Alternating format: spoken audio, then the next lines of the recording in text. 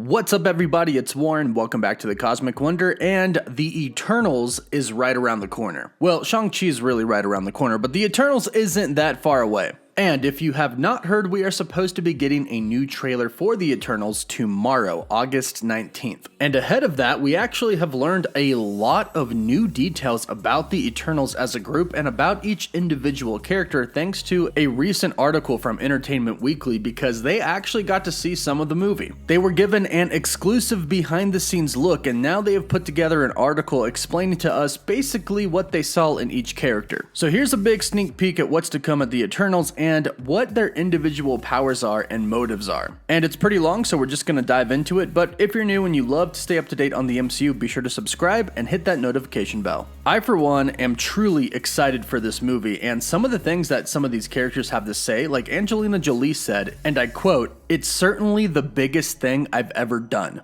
End quote. And that's coming from Angelina Jolie, one of the biggest actresses of all time. But we know Marvel goes all out, and when you have a cast like this, you definitely go all out. But we're gonna start with Cersei, Gemma Chan's character. And I'm basically going to go in the order that Entertainment Weekly listed these off. So here's what it says about Cersei. Much of the Eternals' story centers on Cersei, who has the ability to manipulate non-sentient matter. So she can manipulate matter that isn't alive. Like, she can control objects, but not humans. She can change things, and she's sort of helped humanity along the way, in little ways, Gemma Chan explains. Unlike some of the Eternals, Cersei has a real love and respect for humanity, and in the present day, she's working as a museum curator and dating a human, which of course is Dane Whitman, played by Game of Thrones' Kit Harington. She also has a long romantic history with Richard Madden's Icarus. Gemma Chan says, "She's interesting because she is this immortal being, but she's very grounded as well. She's a little bit of a free spirit and just loves being amongst humans." So some pretty big confirmations here. One, we have her power. She can manipulate non-sentient matter. Two, and we kind of knew this, she is indeed going to be dating Kit Harington's Dane Whitman, aka the Black Knight. And three, although we definitely saw this in the trailers, she does have a romantic interest and history with Richard Madden. And she loves being amongst the humans. She loves the human species. And this is going to be good because it looks like the humans are going to need some help at some point in time during the Eternals, because they're not supposed to interfere. But as it said here, Cersei has kind of helped them out a long time, so I'm sure she'll fight for them. And speaking of Richard Madden, his character Icarus is up next. It says, Madden's Icarus is one of the most powerful Eternals, with the ability to fly and shoot beams of light from his eyes. He has a special connection with Cersei, but they don't necessarily see eye to eye on their approach toward humanity. Still, they have a complicated on-again, off-again relationship that stretched throughout the centuries. Richard Madden says, "There's a deep level of romance in two people that have been around for thousands of years and yet still choose each other." So it definitely looks like there's a little bit of a love triangle going on here. Ultimately, it does seem like Cersei and Icarus are going to end up together. They've essentially been together for centuries, but it just seems like Cersei loves humans a little bit more than Icarus cares to. They're essentially gods, they're immortal beings, so he probably doesn't look too kindly upon humans, especially since his love is dating one. And Richard Madden said, "A biggest challenge of his is playing an immortal superhuman who has seen everything over the last 7,000 years. He said, "How do you play them to not be bored of everything because you've seen it and done it?" Next up is Kumail Nanjiani's Kingo, and about him it says, "Most of the other Eternals have tried to stay under the radar through the centuries, but Nanjiani's Kingo has done the opposite, making a living as a Bollywood star." And it says that, as an Eternal, he also has the power to manipulate energy with his hands. So his power is energy manipulation. Apparently only with his hands though. I'm wondering if that means he can't just think it and do it, if he literally has to use his hands to manipulate it.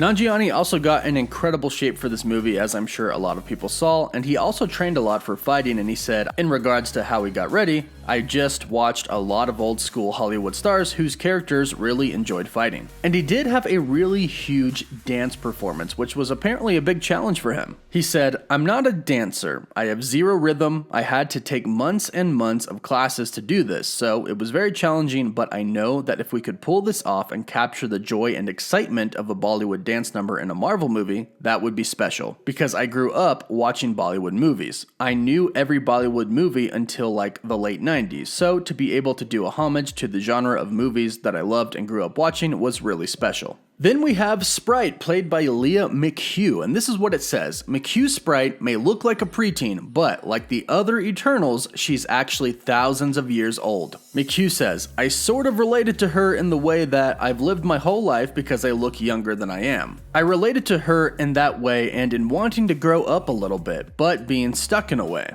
She said she tried to just absorb and learn as much as she could from all of these other amazing actors. She said, towards the beginning of the filming, I was in a harness doing this crazy choreography stunt scene and just thinking, wow, my brothers are going to think I'm so cool. It was just a crazy moment because I've never done any stunt work like that before, and it just all hit me at once how insane all of this is. Then we have Phastos, played by Brian Tyree Henry. The article says that Phastos is a brilliant inventor with a mind for creating weapons and technology, and this is pretty much in line with who he is in the comics. Brian Tyree Henry says, I never in a million years thought I'd be part of the MCU. I have always been a huge fan. I've been obsessed with the concept of superheroes and the concept of mankind needing saving. And I think that when you get these group of people together who just have these intimate sense of superpowers and saving humanity, it's something that we all kind of need. It literally brings everyone together regardless of where you're from. I'm still freaking out that I'm part of it.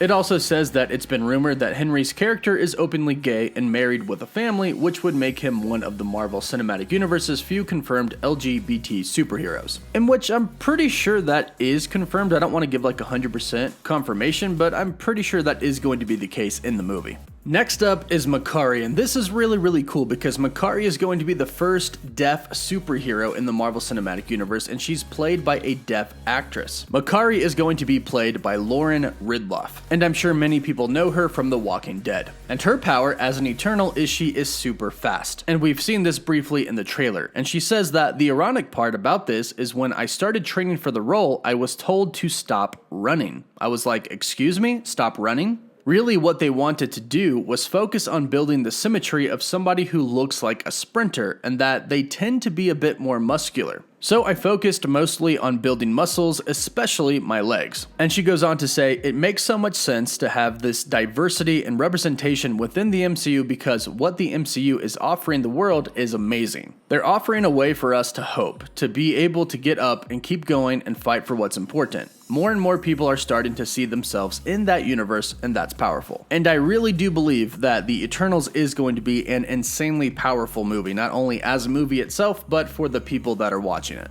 And that's me, Warren, saying that. That's not a quote. Next up, we have Druid, played by Barry Keoghan. And his power is very interesting. It says that he's an Eternal with the ability to manipulate other people's thoughts. I was the last one to get into costume, he recalls, of his first day on set. When I arrived and put it on for the first time, it was kind of nice to walk out and see the rest of the cast reaction. They were like, whoa, it's a weird feeling to see yourself like that. As soon as you put the boots on, your posture transforms. You definitely notice how your whole demeanor and everything just changes. Salma Hayek actually says there is something savage about Barry Keoghan. He's incredible, speaking about his performances, so I'm sure Druid is going to be a character that's going to be pretty interesting and pretty intense, especially since he has the power to manipulate other people's thoughts, which is something that he does kind of do in the comics, and why it's rumored that he actually could be sort of a villain in this film, but we'll have to wait and see on that.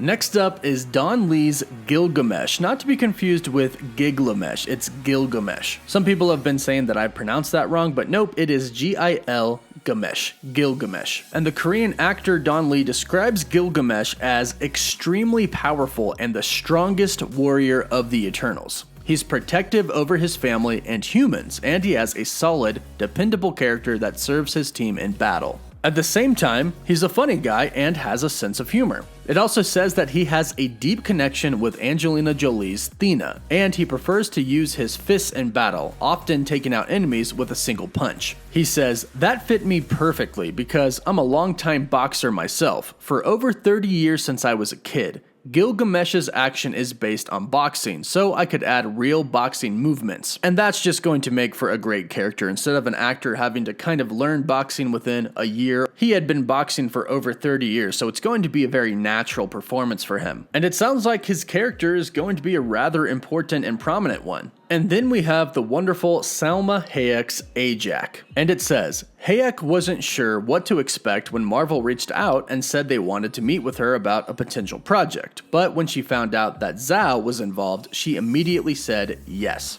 She said, I was shocked. Imagine in your 50s and you get a call from this director that you're crazy about who says you're going to be a superhero. It says Hayek immediately fell in love with the character of Ajax, the Eternal's stoic and powerful leader, who also has the ability to heal. The character was originally written as a man in the comics, and in early conversations with Zhao, it was Hayek who suggested leaning into her femininity and approaching her as the mother figure of the group.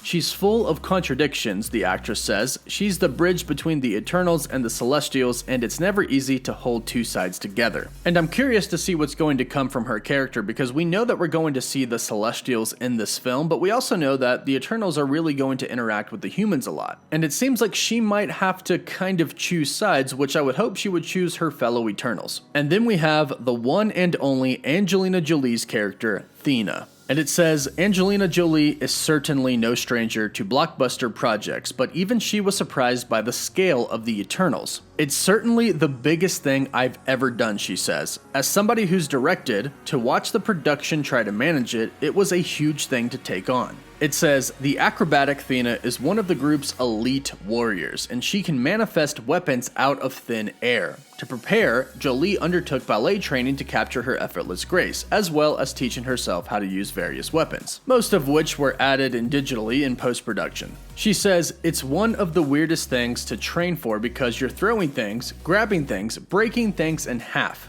You feel a little nuts. You're just throwing your hands out as if you're thinking, is that a sword? Is that a spear? Is that a lasso? What am I doing? Then you get into it and it gets really fun, but it's a puzzle. And this sounds like it's going to be extremely cool because we've already seen some of her weapons in the trailer and we can tell that they're a little bit different, and now we know it's because she is actually creating them out of thin air, out of nothing, which is going to be super cool to see. It's almost kind of going to be like Hela, but I'm sure it's going to be actually a lot cooler. And there you have it, a little bit of a deeper dive into the Eternals and all of their powers explained. Again, I believe we're getting a new trailer for the Eternals tomorrow. We'll have to wait and see, but be on the lookout for that. In the meantime, let me know what you think about all of their powers and what you think about what's going to happen in the Eternals in the comments down below. Don't forget to subscribe and hit that notification bell so you don't miss out on any of the latest videos, and for live updates you can follow me on Instagram and Twitter. Don't forget to give the video a like, and as always, thank you all so much for watching.